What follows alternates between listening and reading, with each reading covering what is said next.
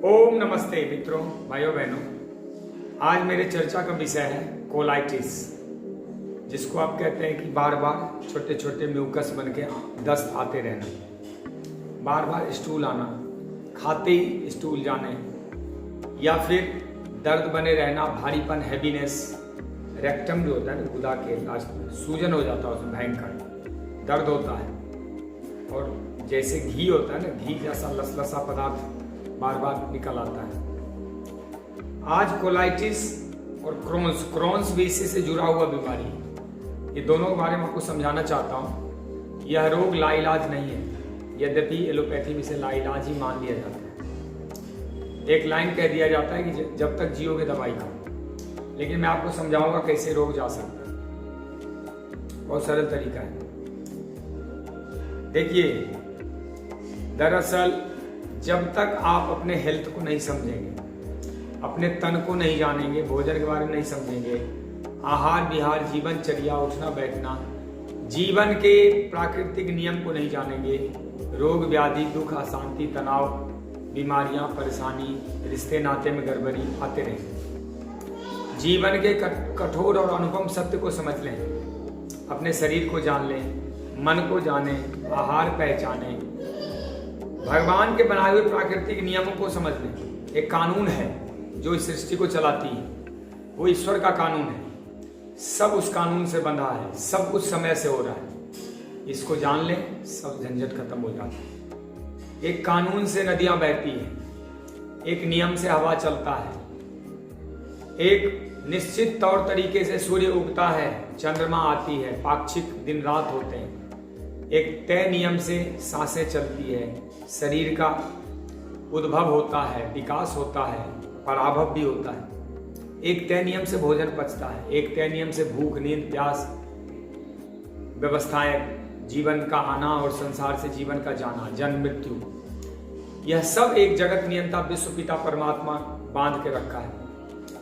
आप अगर सूक्ष्म दृष्टि से देखेंगे, सब कुछ एक नियम कानून से चल रहा है और कोई चला रहा है। 1 इंच तो क्या, 1 सेंटीमीटर भी उसमें गड़बड़ी नहीं हो सकती। आपने कभी नहीं देखा होगा कि किसी गधे के पेट से कोई चील का बच्चा पैदा हो जाए, किसी भैंस के पेट से कोई कुत्ते का बच्चा पैदा हो जाए। कभी ये नहीं देखा होगा कि आम की डाली में कभी बरगद के फल लग जाए, या कभी कटहल के वृक्ष में जामुन लग जाए। प्रकृति में कोई गलती हो ही नहीं सकती, होती ही नहीं। गलती मनुष्य की समझ में होती है, जिसकी वजह से तन भी बीमार होता है, मन भी अशांत होता है, समृद्धि भी कम हो जाती है, मनुष्य गुर्बत गरीबी में जीता है, रिश्ते नाते खराब होते हैं, और जो विश्व पिता परमात्मा का आनंद है, ऐश्वर्य है, उससे मनुष्य वंचित रहेगा। तो मैं भी चर्चा कर रहा हूँ कोलाइटिस, क्रोन्स की। मित्रों, इस वीडियो को अंत तक देखिएगा, और अच्छा लगे तो लाइक, कमेंट एंड शेयर कर दें, ताकि और लोगों को फायदा हो। और मैं मेरे चैनल, यूट्यूब चैनल आरोग्य कुंज डॉक्टर अजीत आनंद को सब्सक्राइब कर लें, ताकि मैं समय समय पे आपको नए नए हेल्थ टिप्स, जो मेरी समझ, मेरी योग्यता है, उसके अनुसार मैं संप्रेषित करता रहूँ। मैं नहीं कहूँगा कि मेरे वीडियो पर पूर्ण विश्वास करो, मैं ये कहूँगा कि मैंने सब कुछ जान लिया है, उस अटल सत्य परब्रह्म परमात्मा के सत्य को जान लिया। नहीं, आप करके देखें, फिर विश्वास करें। कभी बिना किए, बिना उसको प्रयोग किए कभी विश्वास न करें। देखिए, मैं अब आता हूँ लक्षण कारण उपचार पे। ये थोड़ा दर्शन था, आपको समझाना जरूरी था। कोलाइटिस के लक्षण, जैसा मैंने पहले भी कहा है, बार बार दस्त आना, आम, लिक्विड्स आना, गैस ज्यादा पास, और कभी कभी तो गैस के साथ ही मल त्याग हो जाता है। मल हमेशा पतला आना, बदबूदार आना, गैस में ही बहुत बदबू आती है, उसकी मुंह से ही बदबू आती है, पेट में हैवीपन रहना, पाचन खराब रहना, शरीर का वजन गिर जाना, चेहरे काले पड़ जाते हैं, मन में उत्साह की कमी, एनर्जी मिलती नहीं है, ऐसा लगता है शरीर टूटा टूटा सा रहता है, बार बार दस्त, लेट्रिन आता है, और हाजत सी बनी रहती है, लेट्रिन करने के बाद फिर से हाजत बन जाती, खाना खाते ही जाता है। यह अगेन एंड अगेन मल त्याग करने की, इसको डिसेंट्री भी नहीं कह सकते, और इसको कब्ज भी नहीं कह सकते। ये एक अलग तरह की बीमारी है। बार बार मोशन आता है, 4, 5, 8, 10 मोशन तक आते हैं, बहुत टाइम लगता है, मोशन निकलता नहीं, दर्द होता है, दिल करता है मोशन करें, ऐसा लगता है कि होगा लेकिन होता बहुत कम है, पानी जैसा होता है, म्यूकस जैसा बनता है। यह है लक्षण। अब कारण बता देता हूं। कारण गलत आहार विहार एक और बड़ा कारण है इसमें। सोने में गड़बड़ी, रात को जो सोते हैं ना, कोई उल्टा लेट के, कोई सीधा, कोई कैसे भी, सोना नहीं आता, उससे भी होता है। नींद की गड़बड़ी, आहार में एक ही आहार, तेल घी वाले आहार बहुत ज्यादा खाना, सिर्फ रोटी दूध ही खाते ना बरसों बरस, भोजन में पोषक तत्वों की कमी, प्रोटीन की कमी भी हो जाती है, तो ये सब होता है। मल्टीविटामिन, फल सब्जी सलाद की कमी होती है, अंकुरित आहार वगैरह, या कोई ऐसा ड्राई फ्रूट्स वगैरह जो नहीं लेते उनको भी होता है। भोजन में बदलाव नहीं होता, भोजन के बहुत सारे गड़बड़ियों से होता है, कई प्रकार की गलतियां करते हैं भोजन में। तनाव से भी होता है, व्यायाम की कमी से होता है, या कि अधिक व्यायाम करने से होता है। जन्मजात लीवर आंतों में इन्फेक्शन या जन्मजात गड़बड़ी हो जाए तो बहुत सालों तक ये रहता है, फिर बहुत मुश्किल हो जाता है जीवन में। इसी प्रकार बार बार जो दवाई खा लेते हैं, कोई इंजेक्शन लगवा लेते हैं, उसके भी साइड इफेक्ट से ये आंतों के रोग हो जाते हैं। कई बार आंतों में सूजन हो जाता है, दस्त वगैरह आ जाता है, उसके बाद दवाई खाकर उसको रोकते रोकते और आंतों खराब कर लेते हैं। ये इसके कारण है। अब आता हूं उपचार पे। देखो, इसका उपचार बड़ा सरल है, लेकिन ये लेता है टाइम। जिसको कोलाइटिस हो गया, 4 से 6 महीने तो लग ही जाएगा, कई बार 9 महीने भी लग जाते, क्रोनिक हो जाते। कोलाइटिस ज़्यादा हो जाने से गुदा द्वार भी बाहर निकलते हैं, कांच निकलना जिसको कहते हैं, रेक्टम पॉलिप जिसको कहते हैं, वो भी होने शुरू हो जाते हैं बाद में। तो ये सब समस्याओं से बचने के लिए सबसे पहले मीठे फल का सेवन करें, खट्टा वाला फल कम खाएं। मीठे मीठे फल, चीकू, केला, आम, लीची, कटहल, मीठे कीनू, संतरे सब खाएं, लेकिन मीठे फल खाएं, शरीफा, रीजन के फल। इस तरह सलाद में टमाटर वगैरह कम कर लें, खीरा, ककड़ी, गाजर, मूली, सलगम, चुकंदर, ये सब ज़्यादा खाएं, ये सब रोकते हैं। छाछ बहुत फायदेमंद रहता है, भोजन में छाछ का सेवन करें, जीरा डाल के। इसमें अदरक, मिर्च, लहसुन, प्याज ये सब वर्जित होता है। तेल घी तो आप खा ही नहीं सकते, तेल घी खाएंगे वैसे घी बन के बाहर आ जाए। दूध भी नहीं पी सकते। हाँ, इसमें बहुत ज़्यादा जलन हो तो फ्रिज का रखा हुआ है, मात्र 50 ml दूध आप ले सकते हो औषधि के रूप में। बकरी का कच्चा दूध मिल जाए तो आप ले सकते हैं, बहुत फायदेमंद रहता है।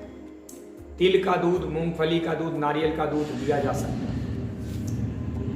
मूंग भिगो के और उसको चबा चबा के शहद के साथ खाएं, शहद मिला दें, खाएं।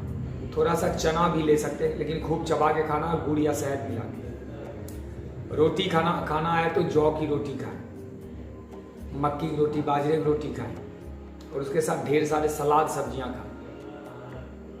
पत्ते का सेवन करें कोलाइटिस के लिए, पालक का पत्ता, बथुआ का पत्ता, धनिया का पत्ता, बंद गोभी का पत्ता कोलाइटिस के लिए बहुत फायदेमंद रहता है। उसका पत्ता पीस के पिए या चबा चबा के सलाद में खाएं। इसके अलावा बीन्स, घिया, टिंडा, तोरी, परवल, करेला, शिमला मिर्च, यह चौलाई, ये सब अच्छे रहते हैं। इसको उबाल के खाइए, बहुत अच्छा रहता है। इस रोग में ध्यान क्या रखना, ऐसा भोजन करना जिसमें पानी ज़्यादा हो, ज़्यादा मल ना बने। जितने बार मल त्याग करने की इच्छा होगी उतना तकलीफ झेलेंगे। तो मैं फिर से इसको अब थोड़ा एलोबरेट कर देता हूँ। एक बार पेट भर के सुबह सुबह फल खा लें, मीठे मीठे फल खा लें। फलों में नमक, चीनी, बर्फ, मसाले मत डालो। दोपहर के भोजन में सलाद खाएं थोड़ा, और सिंपल रोटी सब्जी खाएं बिना तेल, नमक, मिर्च, मसाले। 1 आध चम्मच अलसी का बीज और कलौंजी का बीज खा सकते हैं। जैसे आधा किलो अलसी का बीज भून लें और उसमें पाव भर कलौंजी का बीज मिला दें, पाउडर बना के रख लीजिए। 1-2 चम्मच बीज छिड़क के खा सकते हैं, बहुत अच्छा रहता है। पोस्ता दाना भी अच्छा रहता है, पोस्ता दाना पानी भिगो के, गूंद कतीरा भिगो के मिश्री के साथ देना में बहुत अच्छा रहता है। तो जब भोजन कर लें तो उसके बाद 1-1.5 घंटे तक पानी वानी ना पिए। फिर शाम को 1 गिलास छाछ पी लें जीरा डाल के, या फिर तिल का दूध ले लें। और रात के भोजन में थोड़ा सा अंकुरित आहार लें, अंकुरित चना मूंग इत्यादि का अंकुरित कर लें और गुड़ या शहद के साथ लें। रात का भोजन इससे ज़्यादा नहीं लें। 1-2 केले जरूर खाएं, केला बहुत अच्छा रहता है।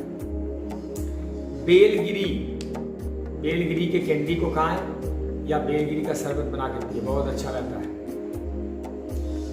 इसबगोल की भूसी, 1-8 चम्मच इसबगोल की भूसी घोल के पी सकते हैं। इसके अलावा गन्ने का रस, गन्ने के रस में आप पुदीना का पत्ता डाल के लीजिए, बहुत फायदेमंद रहेगा। घिया का जूस बहुत अच्छा रहता है। सफेद पेठा का जूस बहुत अच्छा रहता है। जो नॉर्मल पेठा होता है उसका रस भी निकाल के कब पिया जाए, बहुत ही अच्छा। आयुर्वेद में आंवला, एलोवेरा, गिलोय ये सब लें। गेहूं जवारे का रस लें।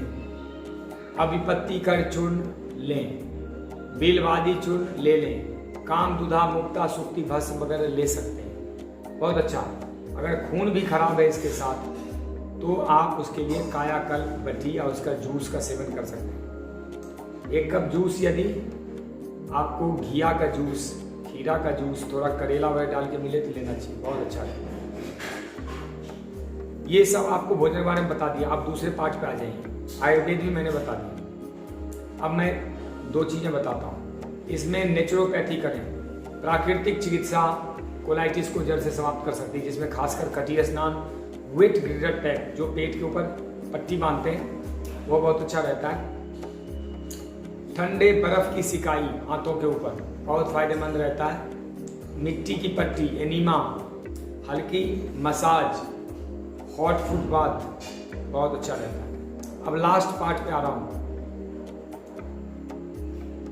एक्सरसाइज, योग अभ्यास क्या करना चाहिए। देखिए इसमें झटके मार मार के कपालभाति ज़्यादा नहीं करना चाहिए, कम मात्रा में कर लें, लेकिन 10-15 मिनट इसमें नाड़ी शुद्धि और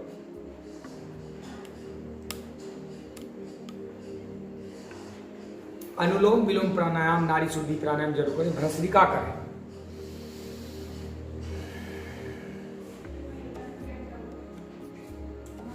माथे पे हाथ रख के सांस भरें,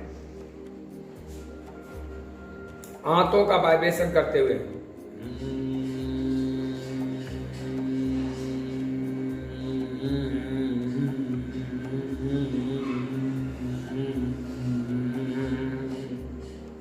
आंतों से सांसों को निकाल के फेंके धीरे धीरे, बिल्कुल जड़ से।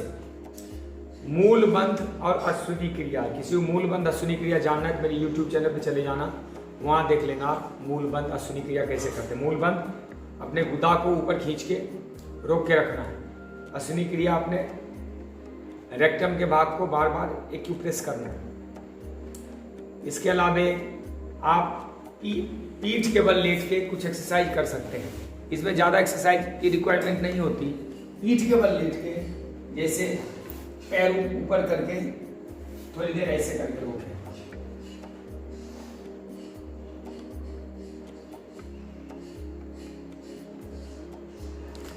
ये हो गया। तो उसके बाद दोनों पैर ऐसे रख के यहां ट्विस्ट करेंगे, आंतों की शक्ति बढ़ेगी इससे। यहां ये ऐसे दोनों पैर से ऐसे भी कर सकते हैं। पवन मुक्तासन जरूर करें। पादांगुष्ठ नासास पर शासन करें। हलासन बहुत अच्छा रहता है, पीछे ले जाए इसे।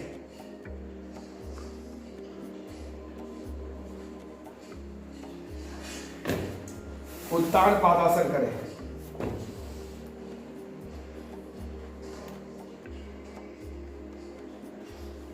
ये छोटे छोटे आसन करने और खूब डीप ब्रीदिंग करें, गहरी सांस।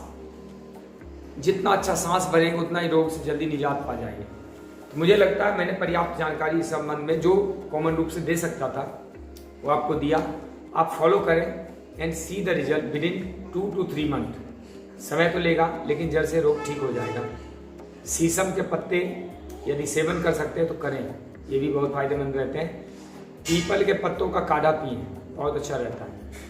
इत्यादि यही सब नेचुरल रूप से अगर ठीक कर लें बेहतर है, नहीं तो दवाओं से, अस्पतालों से इसका इलाज है नहीं।